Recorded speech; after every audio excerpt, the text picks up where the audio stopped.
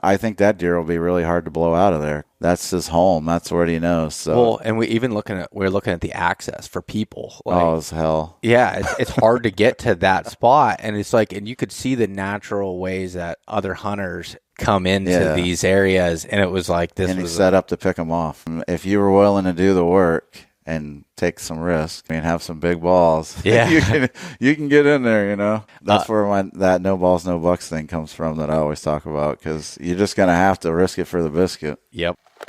I was like, well, if I throw a mic on, then I can help others the way that these people have all helped me. Born in the heart of the Pennsylvania deer camp, with the help of experts, friends, and local legends, we bring you valuable knowledge and powerful stories for your hunting adventures. Welcome to the East Meets West Hunt Podcast with your host, Beau Martonik.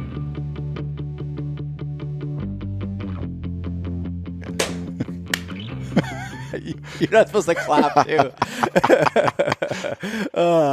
Rendell Erik, welcome back to the podcast, man. Yeah, man, appreciate it. It was awesome. Yeah, it was.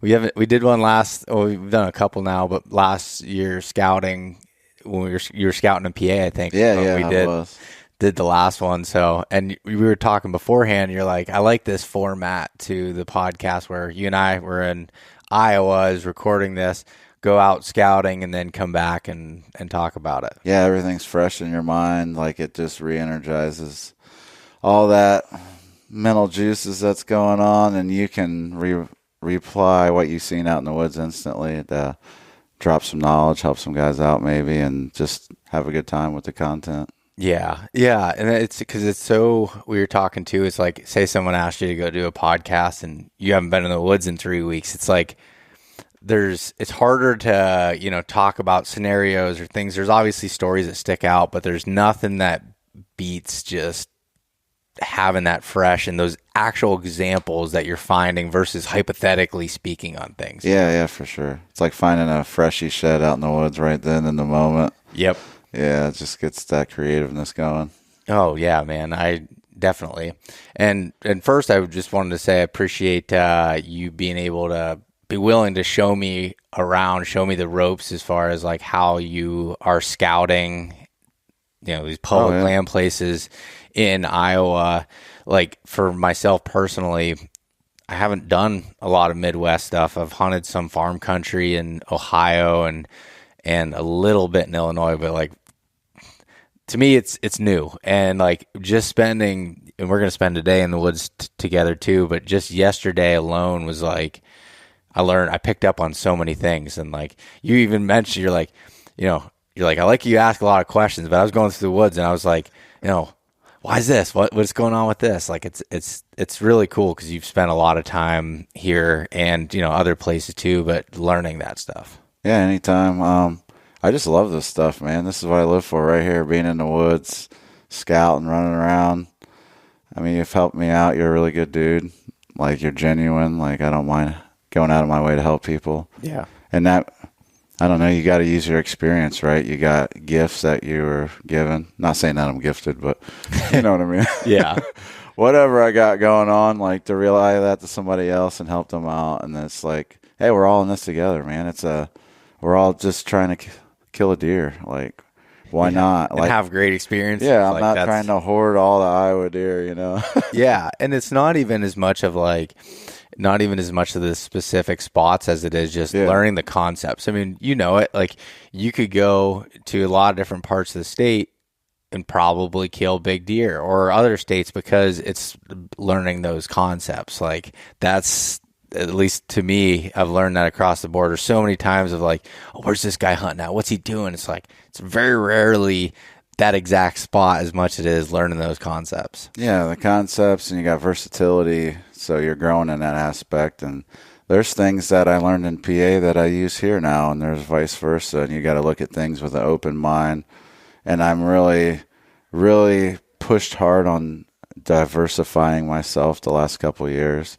Like my hunting's kind of taken a hit, but I was okay with that because I want to gain knowledge. Because I think in the long run, it'll make you a better hunter. In the short term, it's going to make it harder because you don't have the experience.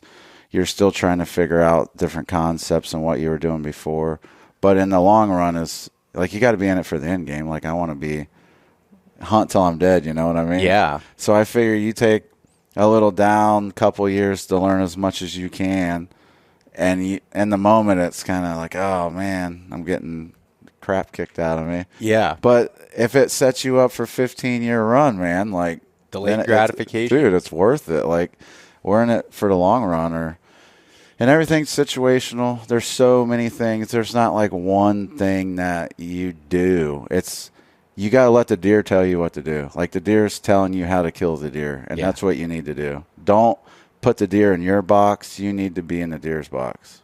Yes, letting them teach you out there. And like, we were also talking about just the concept of knowledge and like, what makes you qualified to speak on something or be able to think about it. But like, the only thing that we have is our own experiences and the knowledge that we take in and what we are able to see to be able to speak on. And like when you push yourself outside of those boundaries and trying different things, now you're gaining these new experiences, like of ways of doing things and seeing different styles. Like I've said it before, I think like especially for newer hunters or they're trying to come into something, I think trying to like focus on say the rut or early season to like because it's so hard to learn it all at once. And like you've been really good at hunting early season and hunting bedding and doing that stuff, and you were saying you're like, I'm trying to get better in some of these other seasons. But if you would have tried to probably do all of that really well at first, then you may not have done any of it really well. But now you got this thing, you never have anything mastered, but having it where you've got a lot of success, and I mean your wall shows that. But now trying to expand to these different areas and learn that. Like that's been me the last few years of trying to learn late season stuff better. Of like, okay, I had a lot of trail camera data. I spent a lot of time in the woods, but I'd never really hunted a lot in it. And I've been going to Ohio in January and learning like what those deer are doing. And it's just like every year I'm learning more, and then you start seeing consistencies and patterns of things. And it's like, okay, now when I see this, I can almost expect this. Exactly. And it's like, I'm blessed to like hunt as much as I do. So that changes the whole system. Like when you can hunt every day, like, that's why I was like, all right, I need to get better at way later into the season, because I'm hunting way longer into the season now. I'm doing all types of different stuff. So trying to catch up on that. And then and you don't have to run any one system. Like I was actually scouting with a couple of guys in Ohio and had a conversation, and the guy was spun out because he couldn't figure out a system. Like it's like he had to have a system. Mm-hmm. And I don't think you have to. You don't have to have Rendell Erik or anybody else's thing, you know what I mean? Like all the big guys you see on YouTube and everything like that. You don't have to do exactly what they do. Mm-hmm. Like I dabble in what they do, and then I make it my own to suit my own system, which I understand. You try to get an identity. Don't identify with gear. Yeah. You know what I mean? You got the whatever guys, that's their system. Like I'm a saddle hunter. I mean, use what you got to use to kill the deer. You need to have a system that works for you. You like to do it. If you're miserable, it's never going to be good. Well, I always love Zach Fehrenbaugh from the Hunting Public. Like he was like, he hated hunting out of trees. He found a system that works for him to hunt off the ground and arguably be more successful by doing it. And it's like finding that whatever fits you. And it's like when I do the scouting camp, that's why I love bringing Greg Litzinger along that hunts singular beds a lot of times. I don't know how to do that. And but having that perspective of someone that comes there to be like, oh, I want to learn from Greg that's doing this style. And then there's me, I look at bedding areas, and I've hunting the sign around those areas versus that singular bed. And it's like, that doesn't mean one of those things are right or one of those things are wrong. It's just, these are the systems that you found that work for you. And it's also fun to be able to do too. Yeah. Like yesterday we found the juice in that spot. And I was way more worried about the beds than I was like anything else. Like once I seen the beds, I was just like, this is it right here, you know? Yeah. So I'm focusing on those singular beds. And then when you told me when you're hunting, because we're here for you, you know, I don't really care about scouting for myself, so I'm just out here to help you out. And when you told me what dates you're going to be here, I actually had to go back on Spartan Forge and start looking for like more rut stuff. Yeah. Oh, he's coming in the rut. Like a lot of my stuff's like early season stuff. Yeah. So I'm like, all right, looking at those long range funnels. So I had to like kind of re-examine it, like to help you out. You know what I mean? And then when we were in the woods yesterday, I had to keep like mentally like focusing on more rut stuff instead, because my initial instincts like to do the bed thing, because that's what I've done for a long time and had a success at. Yep. And then that just, I don't know, I automatically go into that mode, you know what I mean? So I like have to keep reminding myself, oh, we're rut hunting. I know, and that threw me off of that one sign we'll talk about here that we found, where then all of a sudden we actually had all the pieces of the puzzle together, not just say all the pieces, but a lot of the pieces of the puzzle together to hunt him early. And I'm like, do I come out early? Like, what am I like? This like it was a dynamite setup where everything was there. But before we get into that setup a little bit, I kind of want to talk about like your approach of even looking at places that you deem worthwhile, like, and it's very similar approach to the way I have it in the big woods, other than like some of the key features are different as far as diversity. Yeah.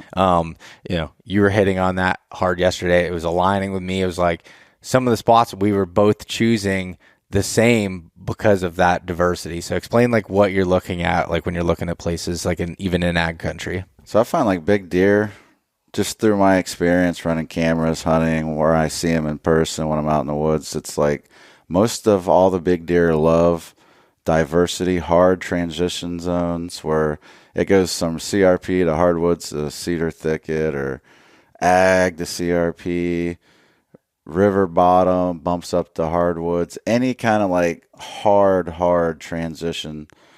And the more of those things come together, and it plays into the wind, it's hard to get to, the more things that you can stack, that'll make it harder for the hunter and give the deer more options and more safety. Then I feel like I just get drawn to those, because that's where I would be. Mm-hmm. And then that's usually where like the older mature deer is. Doesn't mean he's going to be a 200, but he'll be an older deer. Mm-hmm. And they'll lock into those areas, and I feel like they'll play the game a little bit more. Where if they don't have, the buck doesn't have all the pieces, they tend to, you can blow them out a lot easier. Mm-hmm. And it's usually like a satellite buck, which it could be like a big giant buck that just is, he's docile and he gets pushed out really easy. So, I mean, like I said, there's no situation, like there's so many different variables and situations. Not everything's 100%. But the majority of it, there'll be a big mature buck in that diversity switch, and that's what I want to focus on. And then you just got to be willing to be able to get in there.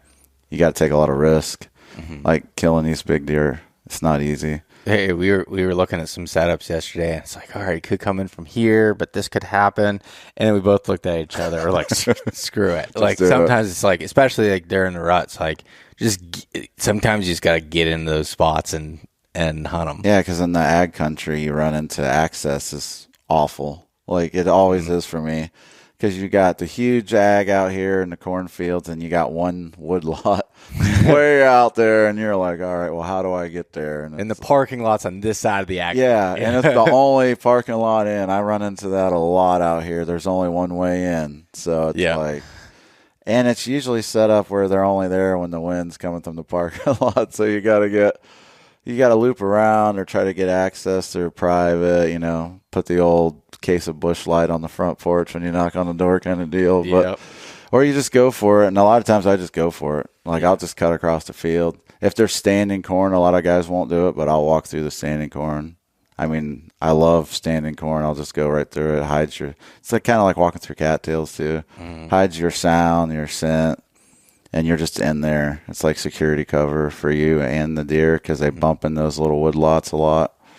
And that's what we were talking about earlier about the crop rotation plays a lot into that. But, I just go for it, man, especially when they cut the corn. I mean, you have no choice. And then it's like if you go in the morning, you're walking through the deer. If you go in the evening, the deer bedded down watching you come in. You can blow it out really easy. And then, like we talked about, too, the rut. Man, who knows where the deer's at or coming from. So the rut, I think you can just gamble a lot more than early season. Yeah. Early season's more like ninja hunting, I think. Yep. And then the rut's more like, hey, just whatever, run out there. Just get in a tree somewhere. You just got to be in the woods. And being persistent with the time, because it's like there's a lot that I always hear. It's like, oh, you rut hunters, the ones that like to hunt the rut, that's easy. You don't have to worry about as much. But the thing about the rut a lot of times is being able to just be persistent and stay in those funnels for long periods of time and sitting there. And that's not easy to do either. Yeah, we were talking about like sitting in a funnel for 10 days. Mm-hmm. I mean, yeah, you're going to get a crack at probably one good buck. Yeah. But sitting in there for 10 days, that's a different kind of mental game. It is. Especially the bigger deer, because you're not probably going to see a lot of deer. Yep. And then sometimes you might, because it's like the major, if you pick the right funnel, you get the main traffic. But a lot of times, the big buck's doing something totally different. Like, he's just a different kind of cat. Yeah. Like, the way he moves through the terrain, it's way more efficient. He's scent checking things from really far out because he's catching the wind. Their thermals are a certain way. And a lot of times, man, some of those bucks just aren't rutting hard.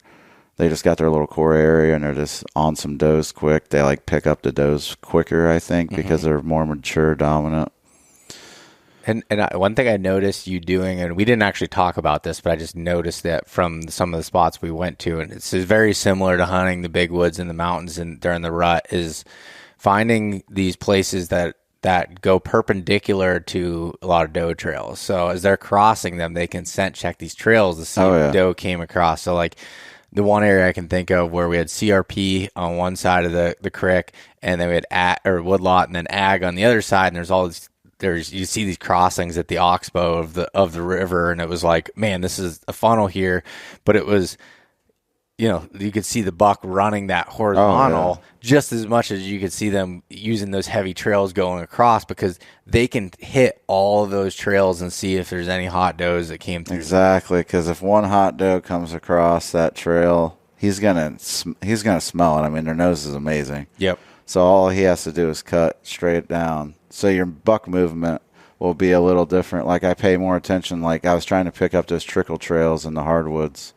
Like, all right, here's your main trail. That's usually the does. And then off of that, I was really looking at that, or the side hill trail where he's catching the wind and the thermals together to run that, to check on top and check the bottom at the same time. Yep. And trying to, like, look for setups that play off of that. Yeah, and also like again, another consistency you can see in many places of the country are that with that faint trail and then the main trails that are off of it. And even here, in Iowa, there's some places that we're checking out that are pretty flat, and there's other places that have some terrain, and it's just like micro hill country, but they still use that terrain very similarly. I'm still looking at the tops of draws. I'm still looking at the way they're using the points and, and running just off the side of it versus on top. Like, there was so many consistencies that I picked up on there. Yeah, because an Iowa buck doesn't know PA even exists. Yeah. So to him, that's a mountain, dude. Like, yeah. You know what I mean? If you've never seen a mountain and you see a hill, you're like, oh, man, I don't know how I could ever walk up that. You know what I mean? Yeah. Then you really go to the mountains and you're like, holy crap. But yeah. So to the buck, that's his mountain. So they're going to run the terrain the same because they're not used to that here. It's more flat. And yeah. So I actually like the hills. I mean, I think during the rut, I think the hills set up easier to hunt than the big ag fields do.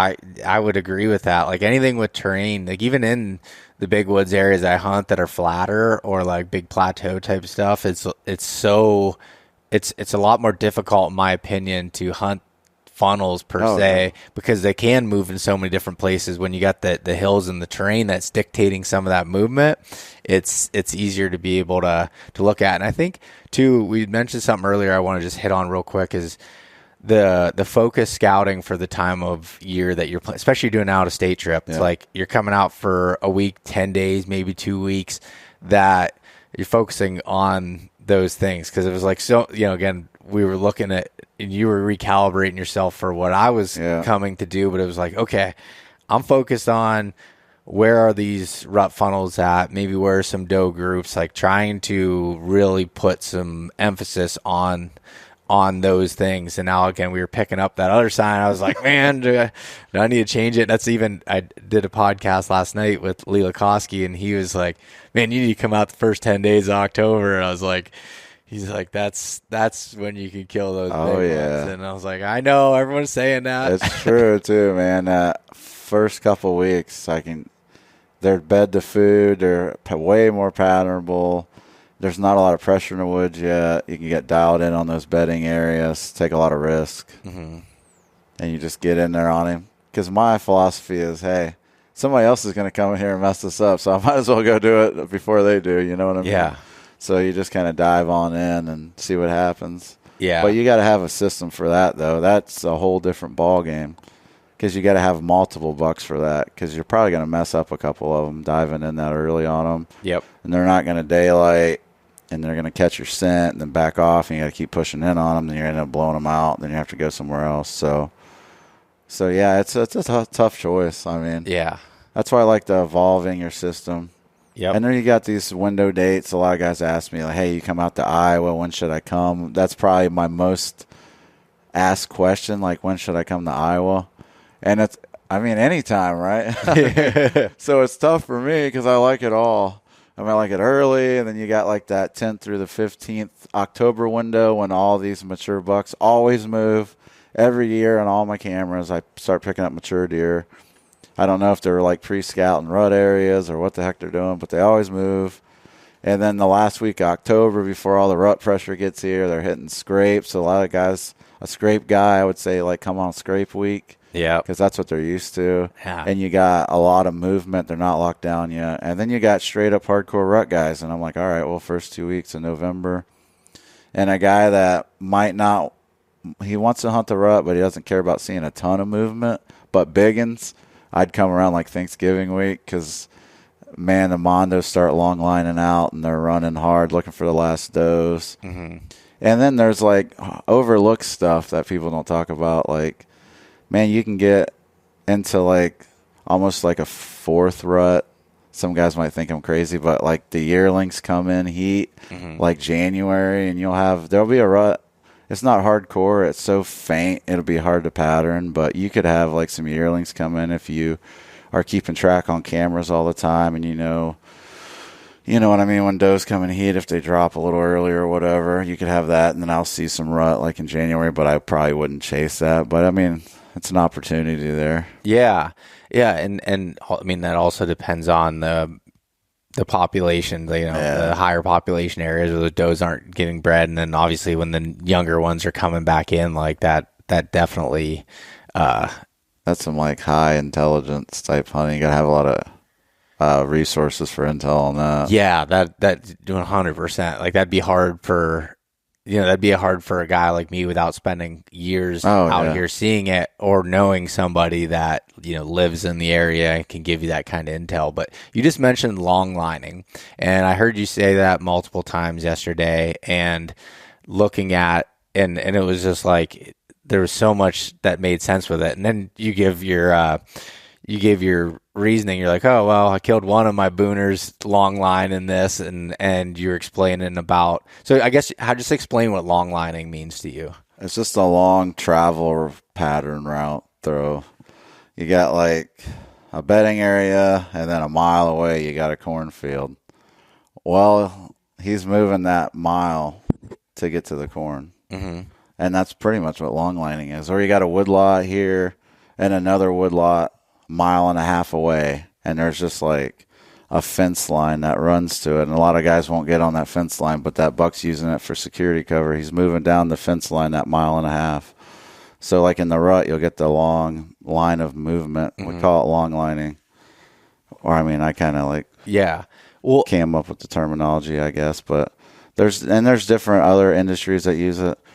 Like Joe says, like they use that in like marlin fishing or something. Okay. They'll run, like they'll fly out with a drone or drop it and then drive off with the boat, like really a long fishing line, and then they'll run that and catch like marlin off of it or whatever. I think that was his example in a podcast he used. Okay. And I just call it long lining because there's a long line of movement there. It's just, and he'll do it every day. Like he has to move that to feed if he wants to hit that cornfield.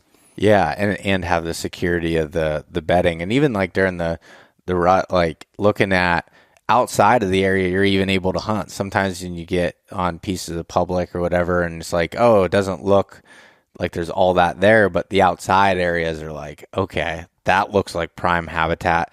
This looks like prime food down here, and then here are some of these, these funnels that are in between there that can be. Oh yeah, can be good. And then like the buck's just not going to live in the woodlot. He's going to breed his 2 does and be like, "Oh, I'm done." Yep. No, I mean he's going to leave. But you will notice that a big buck's not going to give up his bedding advantage as much. So if that's his bedding, that's where his core is. He's lived there. He's survived. He's going to hold tight and want to bed in there. So he's going to risk it for a biscuit to move out to whatever. And you got crop rotation. So that 1 year the food could be really close to him, and then it moves over. He's not going to leave great bedding to bed in crap bedding to be close to food.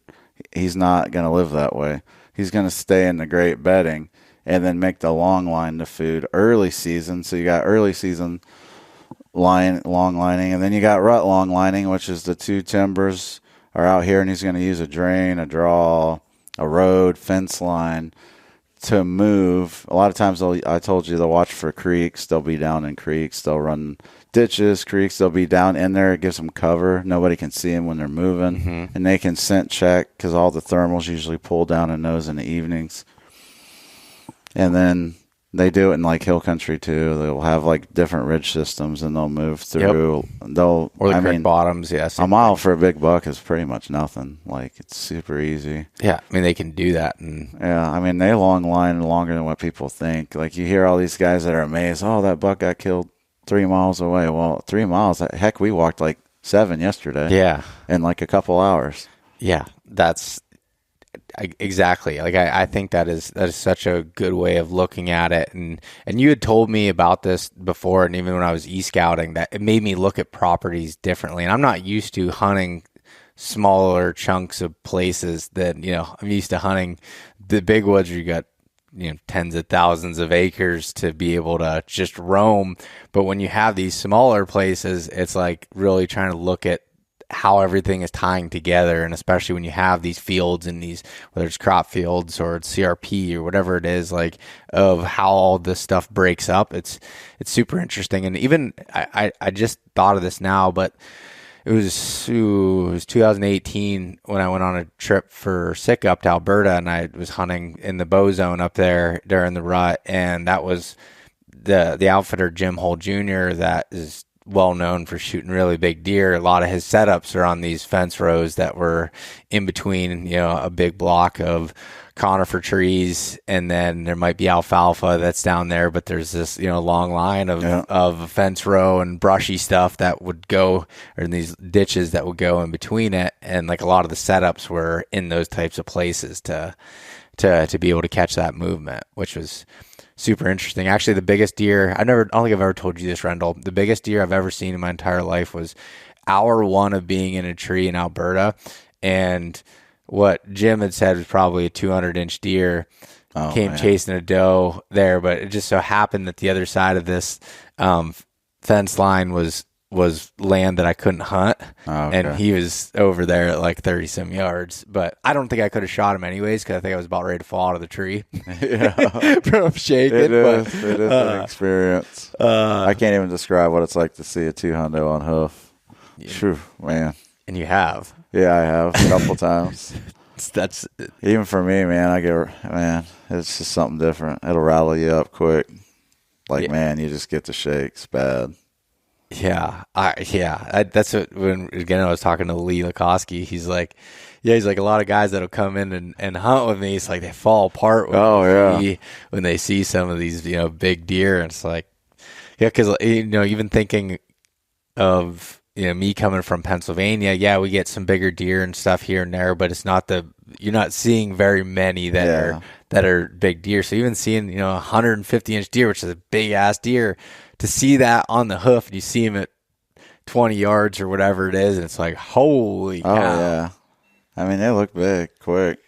And then judging that, analyzing that, especially when you're not, me living out here, I'm used to looking at big deer, so I can field judge them pretty quick. Mm-hmm. And then it's a different experience because, you know, when you don't see them every day, it's just different.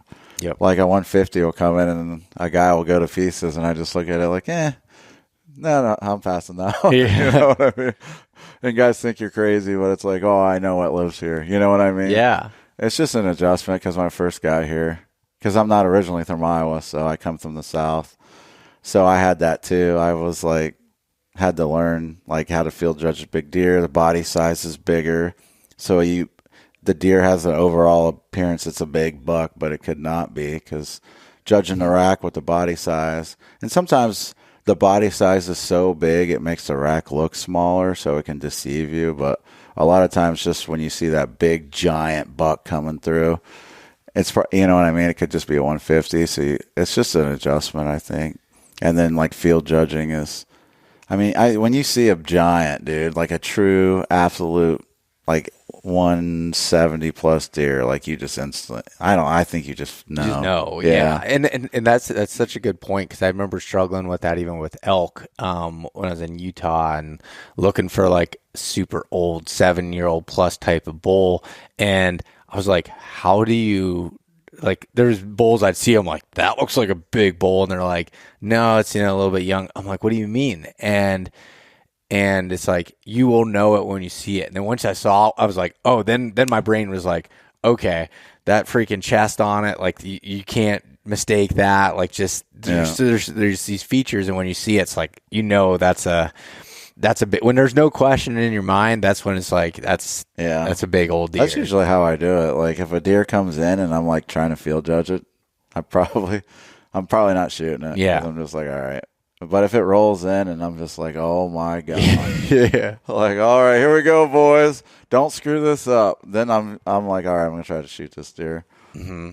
Well, even tracks was interesting yesterday. We were looking at, there were so many tracks I found, like, dude, that's a big track. And it's like, I don't know if they just got bigger hooves here or what. Just a body size, weight differential. Yeah. And then, I mean, even I said, though, a giant buck could have little feet. Yeah. But they're usually like more like Johnny Stewart. Little feet, little guy, right? Or, you know, I got those big old boats, man, and I'm just, you know, big old dude. Yeah. So it's like there's, you know, common knowledge that you could use, like, oh, man, that's a big old buck. It's a good rule of thumb to go off of. And even, like, we'd found a couple tracks there yesterday that were, like, you could see, like, there was some weight behind that body because those toes were just splayed out, just, like, pressed into the ground. And I mean, we were looking a lot of that, and especially in the creek bottoms and stuff, and even in scrapes of checking there for tracks coming through. And yeah, it was like, I say this a lot, but like when you go to different places, or whenever I go to different places, it takes me a little bit to calibrate for the area and what good sign looks like, whether that be tracks, whether that be scrapes, whether that be rubs. It takes a little bit to calibrate yourself. And even when we were first starting scouting yesterday, there were some spots that like laid out well terrain wise and everything. And I'm like, the sign wasn't necessarily, I'm like, would this be a good spot? And you're like, my spidey senses aren't going off. And then we just walked not that much further, and then all of a sudden both of us were like, oh yeah, this is it. And there still wasn't like an overwhelming abundance of sign, or even going to or from or even in it. It's just my experience told me, like, all right, this is going to be a big deer in here. And I've noticed, though, a lot of big deer don't lay down a lot of sign. It's really sporadic. If there is big sign, it'll be really spread out, kind of like on that longer line of movement. It's almost like they know if they leave a lot of sign, people can backtrack them. I mean, I don't think they have that kind of intelligence in a way, but it's almost like they do, you know, to you. You're like, all right, just buck knows, because I've ran into that on some giant deer. They just wouldn't lay down a lot of sign, and it could be because there's not a lot of competition in the area, because they're more like your grandpa in the basement, and they're away from everything, so they don't really have to mark up their territory. But if I do find it, it's usually really isolated within their core. Nothing will be really signed up, and then you get right in their little area. It could be a little 80-yard bubble, and then there'll be a lot of sign in there. Yep. But not always. I mean, I've killed some big bucks when there was like no sign. I mean, nothing. There might be one little tiny scrape. You think a damn Michigan 11-pointer would have left, you know what I mean? And no rubs. And then, like, why did you pick that? I'm like, well, diversity, and it just sets up for a big buck to be in there. So sometimes I hunt where there is no sign. Well, and you made up, you know, when we were looking at, there was, and there's other clues that tie things together. So, like, the main spot we've been kind of referencing that we had found here was, like, a little micro point that was in between two longer points of a ridge, and it wasn't necessarily a saddle on top, but it had like where a lot of things, almost like a topo hub kind of up there. And then off on that micro point, which both of us had said that in Pennsylvania and Iowa, seeing some of those big bucks using those micro points versus the main points of the ridges.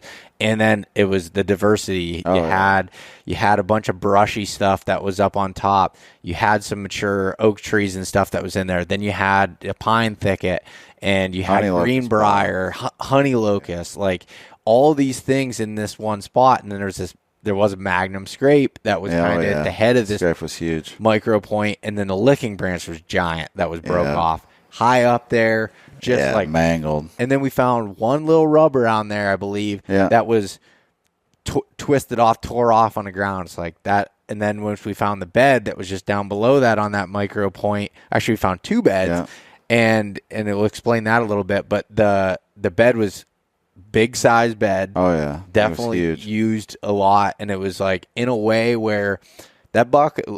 This is our theory on it, but because of the other side being more open and stuff, we're like, I think on multiple winds that buck could be laying here, and he swaps between these beds and just faces a different direction. Yeah, because he had a bed, north wind bed, catching. He can look down the micro point, catch the wind over the top, and then he would drop down, lay in another bed up against the kind of trees to help prop him up a little bit from sliding down, and then he'd be in there in a south wind. And it was a lot lower, I think, because the south wind's kind of the wrong wind to be in there on. Mm-hmm. So he's lower and down in that stuff to break the wind off of him. But then he can catch the wind from behind and look up. So if anything comes onto the point, he'll see it. And there was like a green briar little patch right there, right next to that bed. So he's kind of hidden if something comes across that and he's down. Mm-hmm. It kind of blocks the view from the top. So he's like really locked in on that. So all that diversity, all the food source, and then security, there's like that thicket all around him, and he was just in there like in a little pocket. Like, I mean, I would be in there all day long. Yeah. So he's just living in there. So I think that deer will be really hard to blow out of there because that's his home. That's what he knows. So. Well, and we're looking at the access for people. Like, it's hell. Yeah, it's hard to get to that spot, and it's like, and you could see the natural ways that other hunters come into these areas, and it was like this. And he set up to pick them off like all day long. Mm-hmm. But there was if you were willing to do the work and take some risk, mm-hmm. you know what I mean, have some big balls. Yeah, you can get in there. You know. Yeah. That's where that no balls, no bucks thing comes from that I always talk about, because you're just going to have to risk it for the biscuit. Yep. And then also the one thing that was new to me of a food source, and maybe there's a lot of people listening and being like, oh, that's not very new at all, but just in the places I've hunted, I've never been in a place that had honey locust, and you right away I picked it up and held it up, and by the time this comes out, I'll probably have it posted online where you talking about it a little bit, but there was like a pod that was there on the ground. And so explain a little bit about honey locust. So honey locust is a nasty, thorny tree. I wouldn't advise getting in it. Yeah. You got to have a little hatchet and kind of shave those big giant spikes off. The older ones and younger ones, the spikes aren't as big, but you've seen the one that we first seen. Yeah. I mean, we're talking like huge spikes, and I've driven some of them through my hand before, like trying to set up in them, and that's not fun, you know what I mean? And they have these pods. It's almost like I don't know, like a garden pea looking pod, but Yeah. it's flat. And it's big. Yeah, it's huge. Like they get way out there. Like, 8-10 inches, maybe even bigger. And then it's usually every other year. So it's kind of like some of the acorn trees you got to watch, kind of like what they drop. They won't probably drop this year. You can bet on it being there next year. Mm-hmm. And then early, it's like a green mesh inside them. Like the seeds are really delicate. Mm-hmm. It has moisture in it. So a lot of deer will smash them like first couple weeks of October when they start dropping.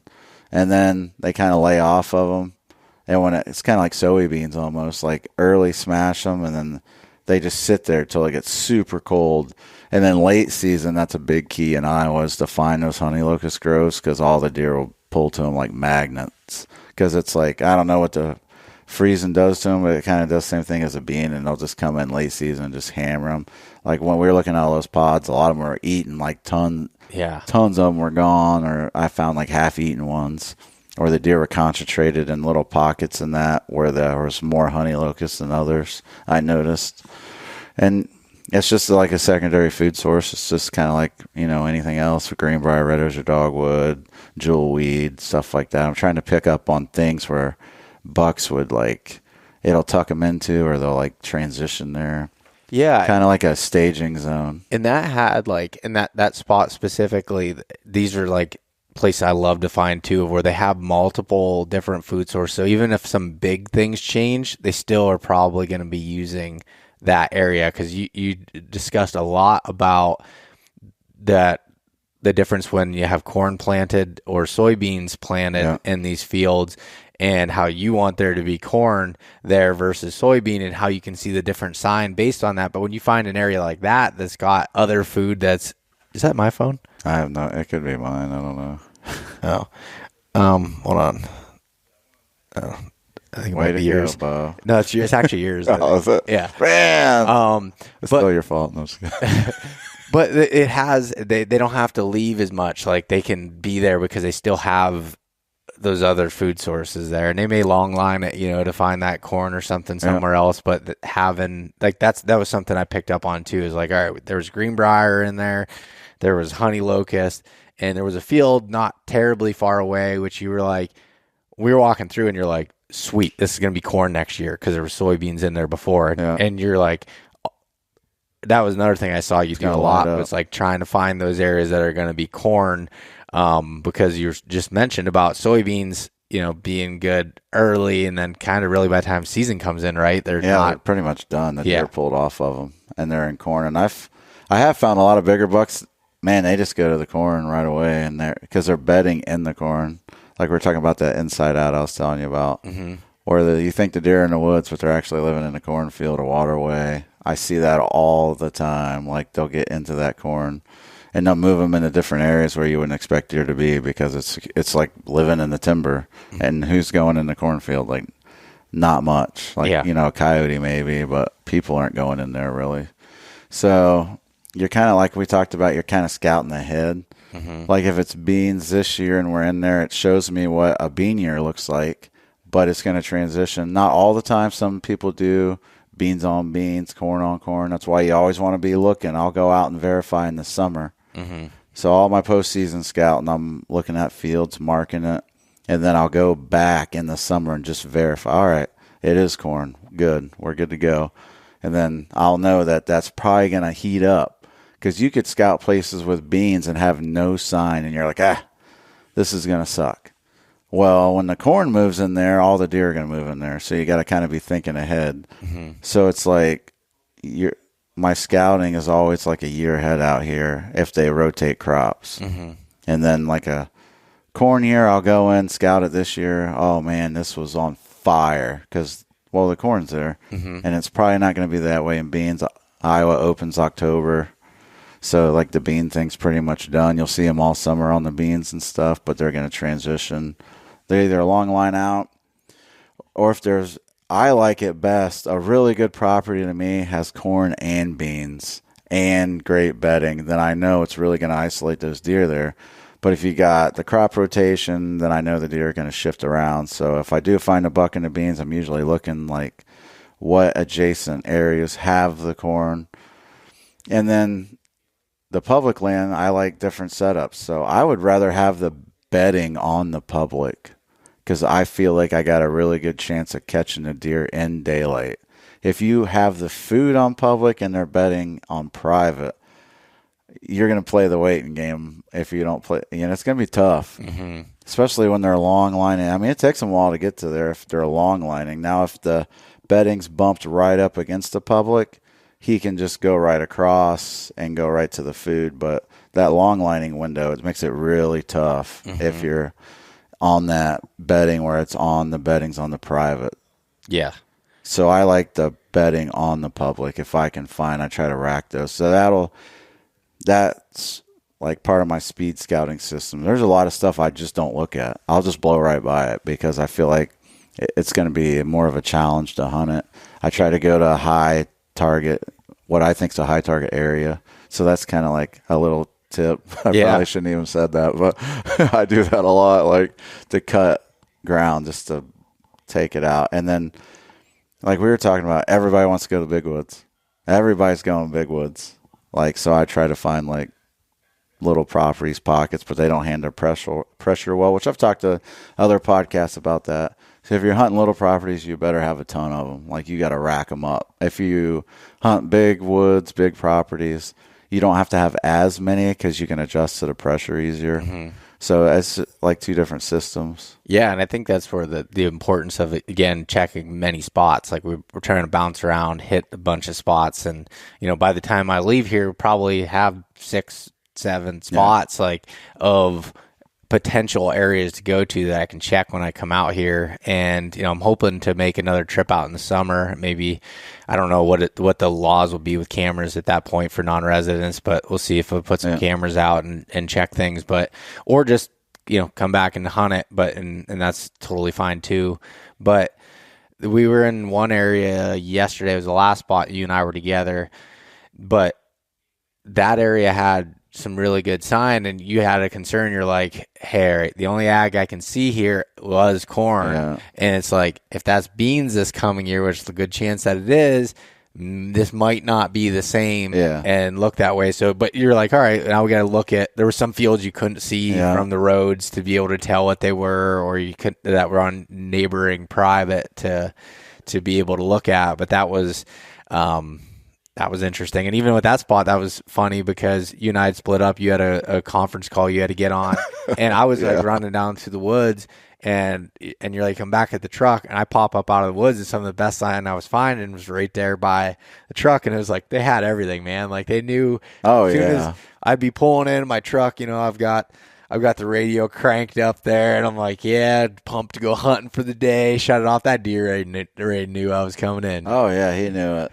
They pull up. They're not dumb as we think they are. They're not as smart as we think they are, but they're not as dumb either. Yeah. And they had the food right there. Everything they needed was right there. They knew instantly if anybody was ever there. That's where like an e-bike comes in or something. Yep. But we were laughing because just like our lives, like I'm in a business meeting conference call, and I'm sitting in a CRP field out in the middle of Iowa, on this business call, super important. And I'm just chilling out there, sitting on the ground. Like, you couldn't even see me. Yeah. And I was like, that's how you know these big bucks bedding here, because you just walked right by me. Well, I could hear you, and I was like, Rendell's somewhere in here, and I was like, I'll just text him, let him know which way I'm heading, because I can't see him. I don't know where he's at, but I could hear him.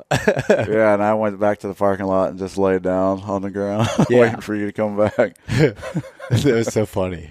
But the other thing, staying on the inside out thing that you're talking about, I know you'd mentioned it on here before once last summer, but this is more pertinent to this conversation of like, a lot of times you hunting those cornfields with your wind blowing into the woods versus into the field, which is like inside out, like it's backwards. Exactly. Because the deer's bedded in the corn, and I don't want to blow my wind into there. I'm expecting him to come out of the corn to browse in the woods, because the corn doesn't really have the browse he needs. Yep. They need to browse. They got to eat something different besides corn, but they're using it for bedding cover. Yep. And like we walked through, we picked out that one waterway, and it was like benched out, and there was no like tall grass. And I was like, when the corn's wrapped around this, they're going to use it like a woodlot. So you'll have a lot of deer bedded in the actual field. And if you're doing the opposite, you think the deer's in the woods, everybody wants to blow their wind into the corn. But the way it laid out, the deer are probably, not all of them, there'll be younger bucks and does, but probably the big mature deer is probably going to be in the corn. And he'll probably be in that little waterway. So if you're set up on that, you're blowing your wind out there, he's going to pick you off. You're never even going to know he's even there because he's just going to catch you and sleek off. Yep. So the inside out's really important. And like I told you, when you're going to be here is probably the most pressured time of year. So what are other people going to do? That's early season. I'm not really concerned about other people as much. But in the rut, you got a lot of pressure coming in. That last week, October's getting pressure. So the inside out thing can help you there because everybody tends to go deep. So it's going to push the deer out to the outer edges. So you want to hunt the outer edges. And then paying attention to like how the bedding sets up and all. Like we've seen some bedding that was off on some different ground. And they're not coming from the woods at all. They're coming from the other bedding and to the cornfield. So you could hunt the outer side of that instead of the inside of the property. Yep. And you'll probably have better luck hunting the outside of the property than inside. Yep. That made a lot of sense. And the other thing is like knowing when they're going to cut the corn. Yeah. And like you were saying, like a lot of times in Iowa, it's late October kind of. Yeah, really, yeah. I know it's weather dependent on when they can actually cut it a lot of times, but what is it, 10 to 15% of it they have to leave up on public? Yeah, it's like 10-ish, I think. Don't quote me on that, but it's around in there. And you could see it. You can see where they leave it every year. Like even with the spots that were beans, that will be corn. Yeah. Because they leave the beans in those rows that were standing there. So that was really interesting to me to see. But then, so you're coming after that. So you're coming during the rut. Then the inside out. Would you still? I mean, it can still work because if you get the pressure, it's going to push them out to outlining properties or the outer layers of them. So the pressure dictates that more than the food on that or the bedding. Like all that prime bedding was off on another property, so they're going to come from that. Yep. And people's minds lock in, like we were talking about, long lining from other properties. People don't look at the big picture as much. They look at that one little isolated property. Yep. They don't like zoom out. I'm trying to zoom out and look at the whole area and being like, all right, how's this set up? So people tend to micro that, and I expand it out to bigger thing and really look at that hardcore, and that can help you out a lot, like way out in this ag land, because the deer are going to travel a long way out here. Yeah, and like it was funny. Like one of the things that we did to see that bedding that was over there, it's on private. We can't see it. It's across the creek. I climbed up a tree, used my binos to look out to see, and you're like, is it CRP the whole way across, or is there ag behind? I was like, no, it's CRP the whole way. You're like, awesome. Like that's. And there were killer. Trails upon trails coming out of that thing. However, there was in one spot there was like 5 X's where trails across all there, and then a big scrape. Yeah, that mega scrape. That thing was huge. I was like, and a tougher part to get to on the property. Like, I was like, dude, this is lining up. Yeah, it makes sense. A lot lining up, and that's the thing of like, we can't just be satisfied with just finding that, because someone else could also find that, and you get in there and someone else is hunting it. Better have some other spots to go. Yeah, spots upon spots upon spots. You just got to go. Yep. Because hunting public's a lot different than private. It's a different ball game. So your strategy's got to be a little different. Being able to adjust on the fly and look at those things. And it's going to happen. Like someone's going to bump your buck. Someone's going to be in the parking lot. You just, instead of getting mad, bent out of shape, you just got to be adversity. You just got to be able to be good at that. Yeah. I'm looking for a word, but I'm a hillbilly and can't think of it right now. But well, just being able to, now you're making me, I had it in my mind to be adaptable. Yeah. And that's where like I'm really big on writing these things down in a hunt plan where I have my spots listed out in a document whether I print a copy out and I have one on my phone too. That's like, here are my areas, here are the spots within them. So it's like if something happens, you're like, oh my God, there's pressure here. When you get that stress or that anxiety about it, it's hard to think clearly. Yeah. But when I have something, it's like, okay, nope, I can bounce to here. This is good for these winds. Let me go to spot 2. And then to me, it helps. I try to reduce as much stress and anxiety as possible to make myself, because otherwise I know, like when you get emotional about something, you're emotionally attached, it doesn't. And that's why it's not a good thing. Like we always talk about when you're struggling or something, being able to have someone that you can call that can think clearly on it. Like I'll call my dad a lot in Pennsylvania. I'm like, I don't know what to do here. And he's like, I think you're doing the right thing. Just, or whatever. Or Johnny will call me sometimes and he'll be like, what's going on? I'm like, John, you know what you're doing. Like, but when you're emotionally attached to it, it makes it hard. Yeah, it is. In the moment, the emotions can override your logical thinking. Yeah. So it's good to be emotionless. Yeah. There you go. Yeah. That's have no soul. You know what I mean? Have no soul. Yeah. Be a great deer hunter. But my advice for Iowa, everybody's dream hunt, right? Well, most guys, not everybody's, but 6 years, to do something awesome here most of the time. Mm-hmm. Man, go all in. Come out pre-scout. If you know you're going to hunt Iowa, maybe come out like 2-3 years ahead of time every postseason. Put that money in. You're already paying like, $1,000-$1,200 when it's all put together anyways. Mm-hmm. And Iowa, it's like one of the states that, a true giant could roll in anytime, anywhere. You know what I mean? You just never know. Mm-hmm. And that makes it like fun to hunt. But like come out, postseason scout, come out, hang, cameras if you can. I don't know. We'll see what happens. But in the summer. But my advice to you now is like when we go scout today, all those spots that we found, get on Spartan Forge at home and look for similar spots. Mm-hmm. And you don't have, you know what I mean? You don't even walk to them. You're just like, look at it, zoom out and be like, okay. And then start looking at other properties. Be like, oh, this has the same thing. And then when you come in the summer to hang some cameras, if we can. Yep. And if we can't, we'll just whatever.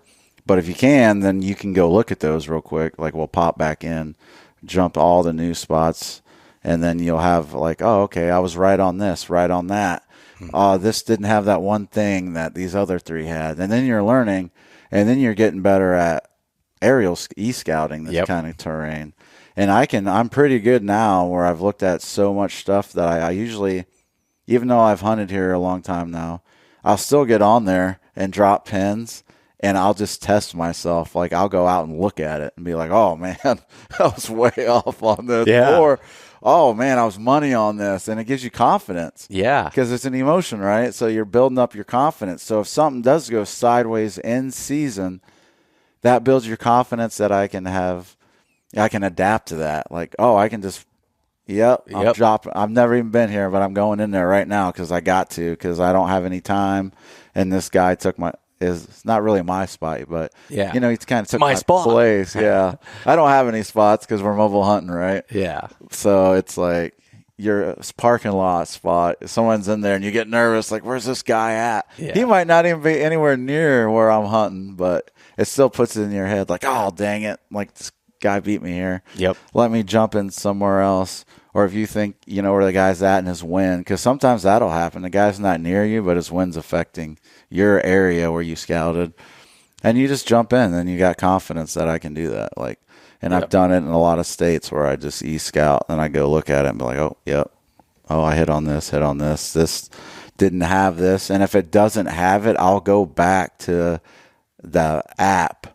And then I'll reanalyze what I was looking at and be like, oh, okay, it didn't have this thing on the app. Yep. So, okay, when I notice that next time, you always got to get better and learn. Like, it's all about knowledge, man. The more knowledge you have, the better you are going to be killing deer most of the time. And looking back after you eat, I think a lot of people will e-scout, go into a place, Never drop look at it pins, again. and rarely look back at. I think that's where I've learned the most because of that. And you can start drawing lines, or maybe you scouted this whole place, and at the time you're like, oh, here was a congregation assigned, here was a congregation assigned, and then all of a sudden you look at the map and you're like, oh, look at this.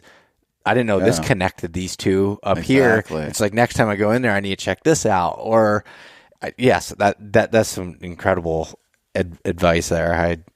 I love it, man. I love learning new stuff too. Like coming here, like I said, I was like a kid in a candy store running around yesterday, just fired up. Dude, we're in the Mecca, dude. I know. This is it, man. The dream. So 170s only. Yeah, buddy. Booner or bust. Good luck. No, Yeah, I know. I'm kidding.